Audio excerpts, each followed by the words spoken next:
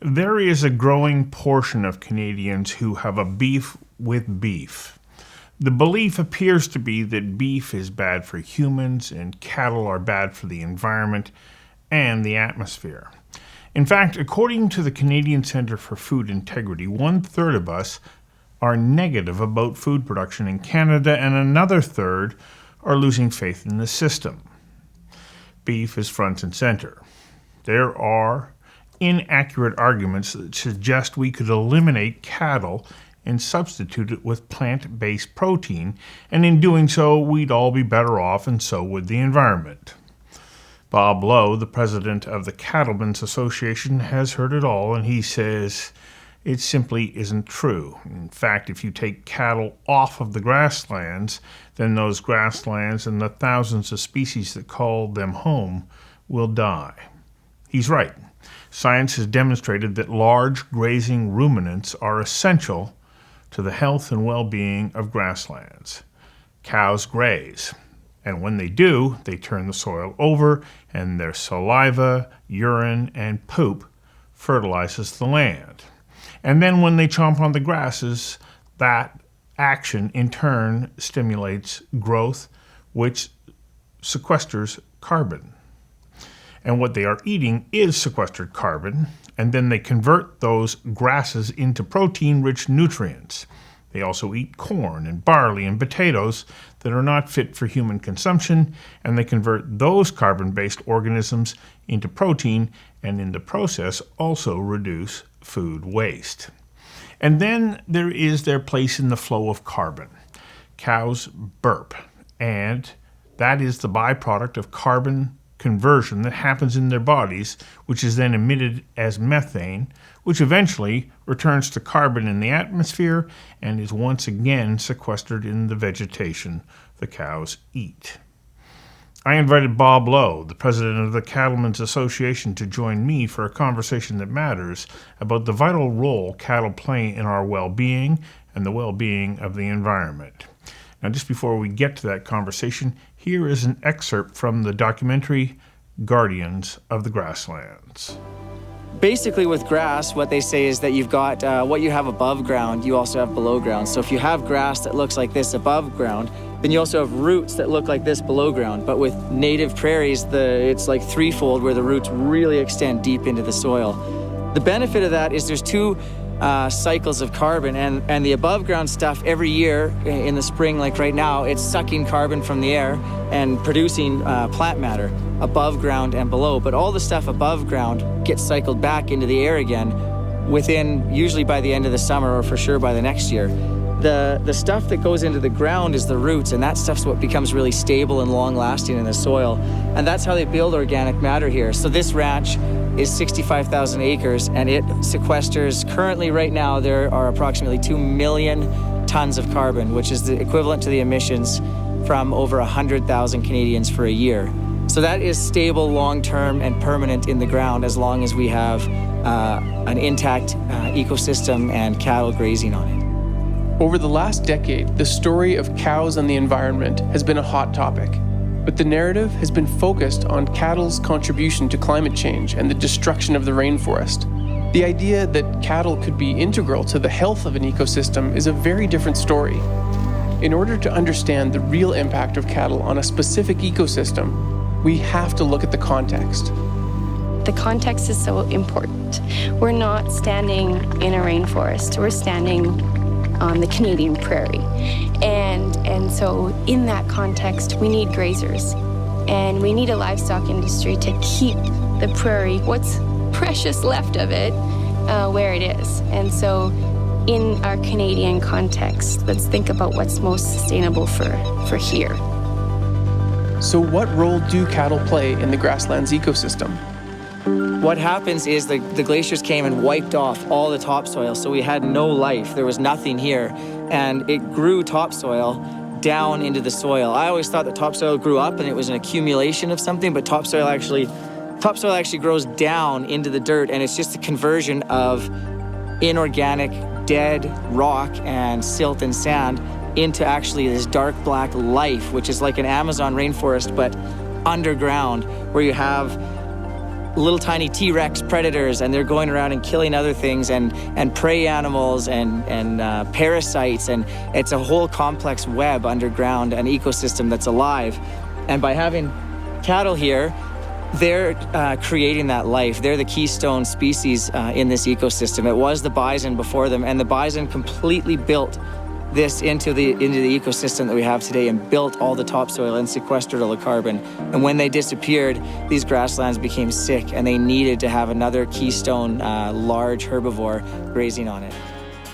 Conversations That Matter is a partner program of the Center for Dialogue at Simon Fraser University. The production of this program is made possible thanks to the following and viewers like you. Please become a patron at conversationsthatmatter.tv. Bob Lowe, thanks for joining me from your feedlot in southern Alberta. Beef, as you know all too well, is in the news and on social media, and to be frank, it's being pilloried by numerous sectors. Despite this, I'd like to get from you a sense of how is the cattle sector really doing? What is the state of the industry? Right at the moment, I'd say it's healthy. It's normal. Part of the industry is losing money, part of the industry is making money. COVID affected the feeding industry really hard for a while. We're working our way through that. The cow-calf industry, calves are selling for a really good price, all things taken into consideration right now. So I'd say it's healthy. So what's driving up the price of beef? There's a lack of protein in the world, and we're the eternal optimists. So, couple those two things together, and the lifespan, these particular cattle here, they'll be food in probably 45 to 60 days. The ones we drove past at the other end, they'll be next June, July. Right. Nobody knows what's going to happen then, so being eternal optimists and the fact that the world can't produce enough protein is keeping the prices up, I think. When we take a look at the role of cattle in the food supply system, what is its contribution to meeting the nutritional needs of consumers? A huge role. Beef cattle they're designed to take poor quality forages and turn them into high quality, nutritious food source. Food waste is a big thing nowadays. The amount of food waste would be a whole lot bigger if we didn't get to put col potatoes, for instance, through cattle like this and turn it into a high quality, nutritious food. It's a symbiotic relationship. The grain industry, the grass, cattle, it all works very well together. You move any one segment away and the whole will be diminished a whole bunch. When you're talking about food waste, you're referring to food that when it left the field was not fit for human consumption. In other words, we can't eat that food, but they can.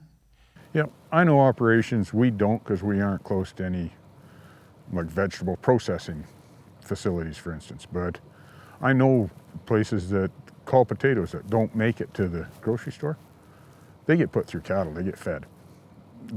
Otherwise it would just go to the landfill. Dried distillers' grains from the distilling industry. They do whatever they do, and the leftover feeds cattle. So this is part of the magic of cattle in the food system. Sure it is. It's land that cannot be used for anything else. Cattle can take grass and forages and turn it into beef, where otherwise a grassland ecosystem without a large grazer turns into shrub and bush. It deteriorates completely. This is fairly new science that has confirmed this, because in the past there was a belief that cattle were detrimental to the health of grasslands. That new science confirmed that large grazing ruminants play a vital role in the health of grasslands. We've got test plots back in the hills where we run cattle that have been fenced in enclosures for 50 years. Started out as grass, as a really nice rough fescue pasture, and it ends up just shrub bush and things that really has no benefit to anybody. So what happens? How is it that a large grazing animal is beneficial to grasslands? They keep the grass healthy. the grass, instead of just getting old and maturing and dying and making a mat that eventually gets too big, and the only thing that can grow through it, it'll sour the ground, is bushes and things. Cattle, by their very nature of eating the grass, they keep the grass growing. They keep it green and lush, until weather like this. but they keep it growing, and as long as that grass is green and growing, the other thing it's doing is sequestering carbon. True. However, there's one other point I'd like you to touch on, and that is, what is the role of those large grazing ruminants and their saliva, urine, and poop in helping to keep those grasslands healthy? Fertilizer. It feeds the bugs, which the excrement, I guess, if you want to call it, from cattle. It's all about the bugs, and good quality soil is loaded with little bugs. And that's what actually, the manure hits the ground, the bugs eat the manure, the bugs go into the ground, do whatever the bugs do, the bugs die. That fertilizes the soil, which brings the grass, which starts the whole cycle all over again. It's remarkable. Now, another point that I'm hoping that you can help me grasp, I guess, is it's my belief that by virtue of the fact that the cattle are eating the grass, that action of eating, stimulates the grasses to continue to grow and forces the root system further into the earth. Yeah. Is that correct? Sure. It's stress on the plant itself.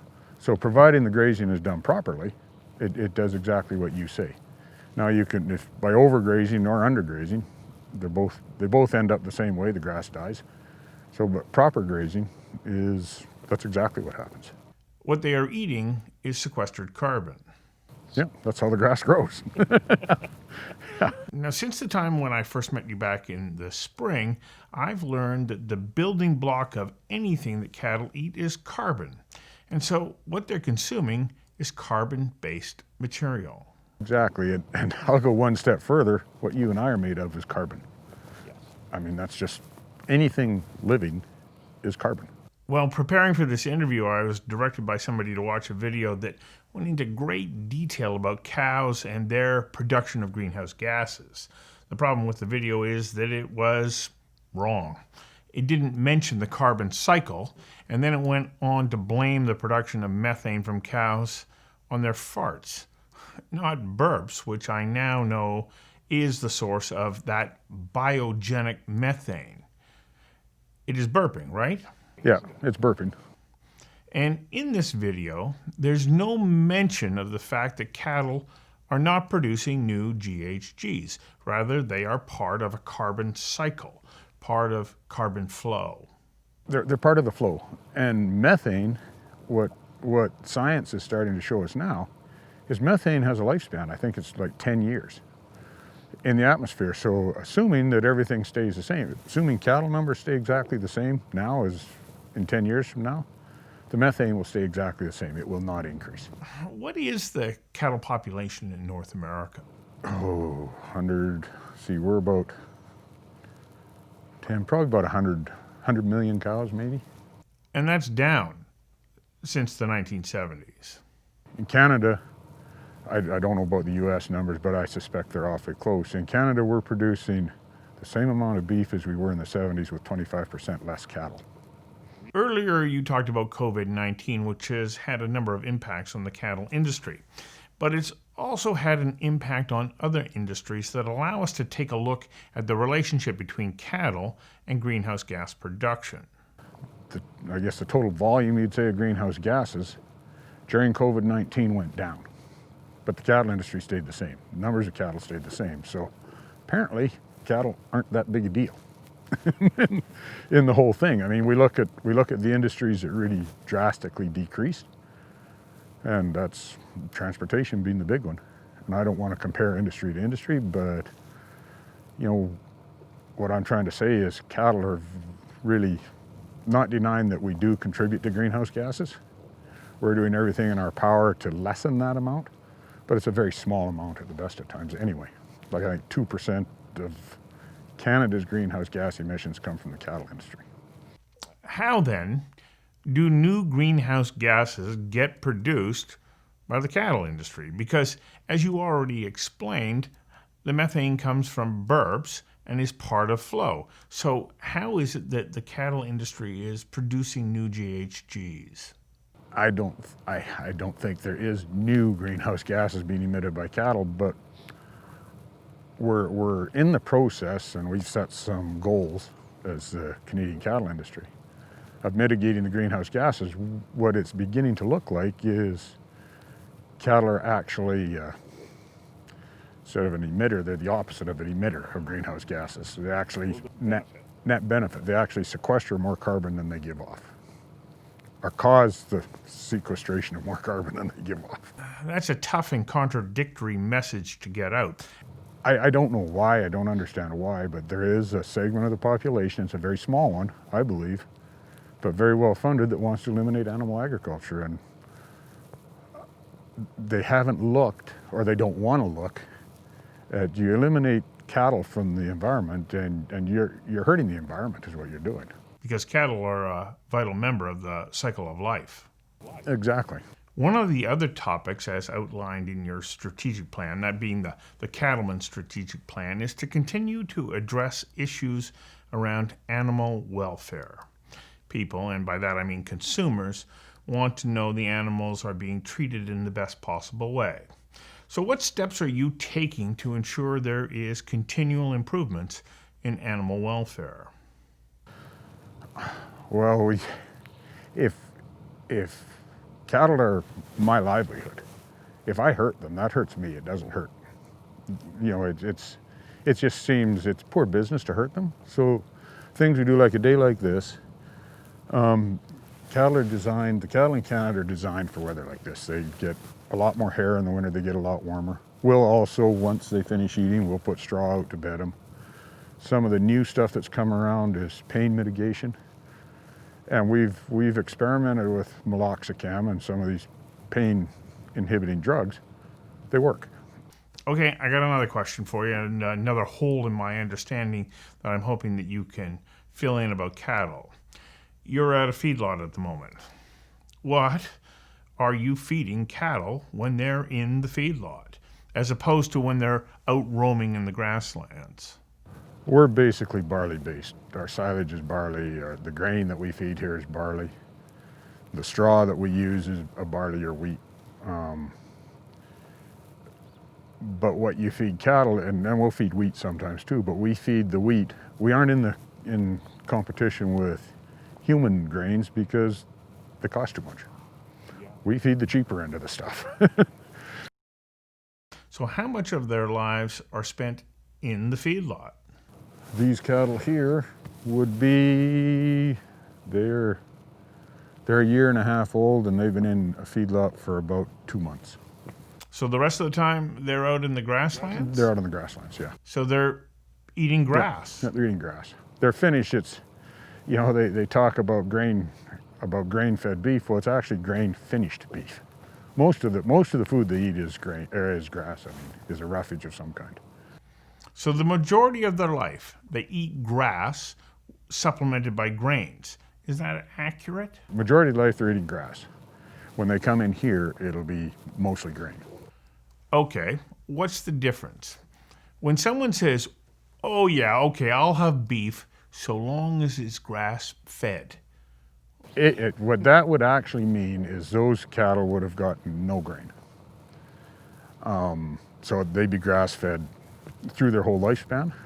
Problem with that is it takes probably an extra year and a half to finish them. One other thing I hope you can help clear up for me is the use of hormones. It's my understanding that growth hormones allow cattle to retain more of, they're a bit more like me. They hang on to more of the calories they consume.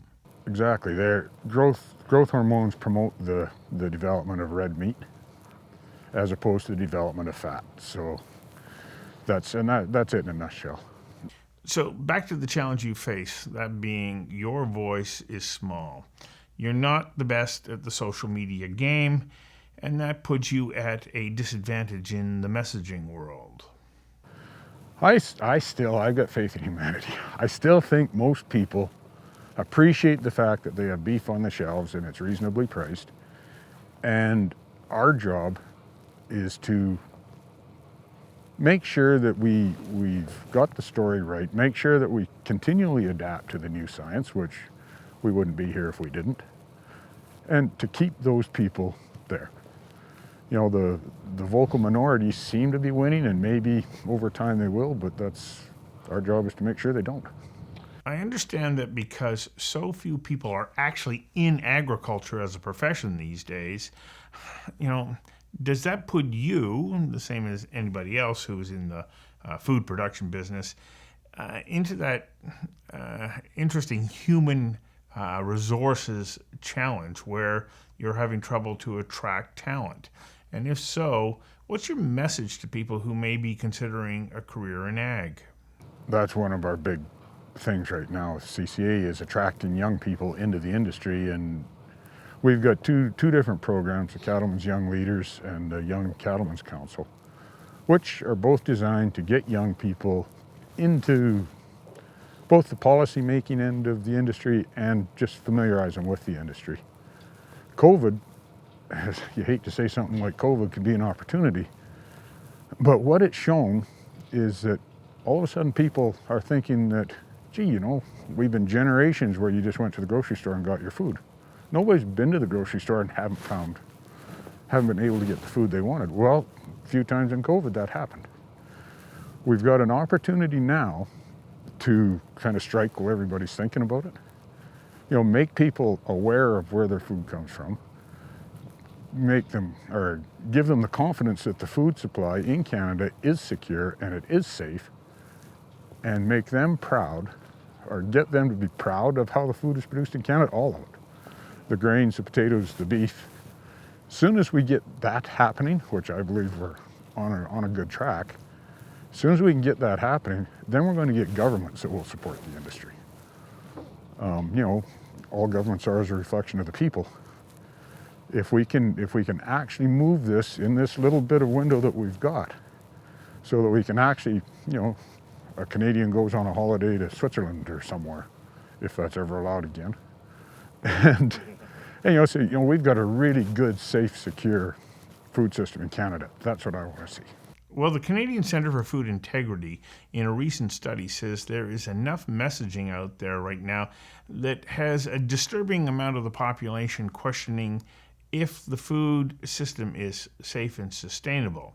And yet, when you do research about food production and safety, the research says, yes, the system is safe. And the fact that people are questioning it now means they're thinking about it, which means we've got the opportunity to show them.